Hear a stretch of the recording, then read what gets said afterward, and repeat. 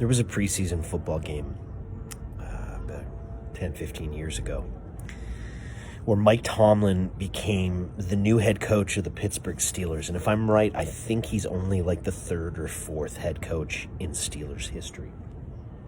He took over from Bill Cowher, who was an icon, developed players, won Super Bowls. I can't remember how long he was there, but it was a long time. And in Tomlin's first preseason game, and yeah, I watched preseason games because I played a lot of fantasy football back in the day. Well, in the first preseason game, a reporter came up to him and said, you're taking over from Bill Cowher. It's a historic franchise. There's so much weighing on what you're trying to do with the team. Are you feeling a lot of pressure? And Mike Tomlin looked at her and in one breath said, pressure? Pressure's trying to feed your family. We're just trying to win a game. For most of my life, not the early years, but for most of my teenage and early adult years, I didn't struggle with money because I came from a family that had it.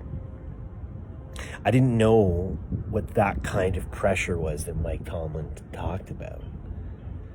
A man who grew up in poverty and knew what it took as a family to keep the bills paid and the lights on. Facing new economic circumstance, the pandemic, or having lost a job, or just unable to meet the needs that you used to be able to meet. Not being able to pay for the extra bottle of wine or a couple extra rounds of golf. Or maybe you just can't get food on the table those last couple of days before your paycheck comes in. There's pressure. There's always been pressure, but for some of us, we're just facing it for the first time now. Once in a century pandemic, as many of us worried about getting enough Christmas presents under the tree. Or January, after you spend all your money at the Christmas holidays. But listen, you don't have to buy everything. You don't have to do everything. I made my son a jam sandwich for lunch, and he said it was the best lunch he'd had in years. Pressure might be trying to feed your family. But if we all shared a little bit, if we all took a minute to take care of each other, if we all looked around us and saw who was going without, maybe there would be a little less pressure. There's a word that's used in the Xhosa and Zulu languages, and Archbishop Desmond Tutu brought it to life when he started to write about it first in his book God Has a Dream, and then in keynote speeches that I've heard at different points throughout my life. But he speaks about this word called Ubuntu.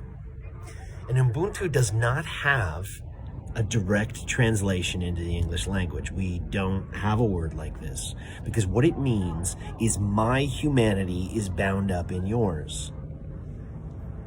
There shouldn't be so much pressure that you can't feed your family.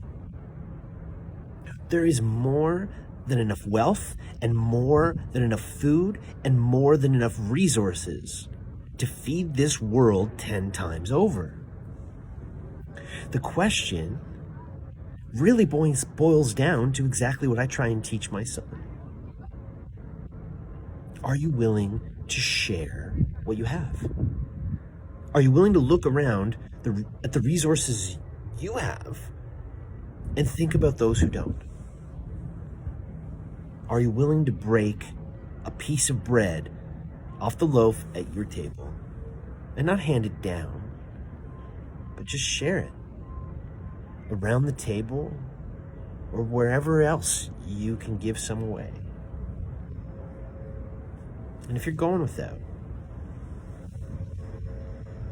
If you're in that last week of the month or last 10 days of the month where the paycheck's almost gone and you're not sure where to find groceries next week, maybe it's okay to ask someone.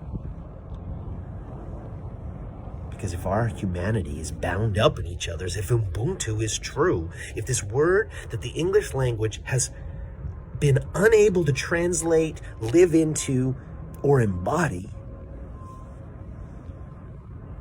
I don't know, maybe we could just try. Because I know a lot of people who are facing pressure this winter.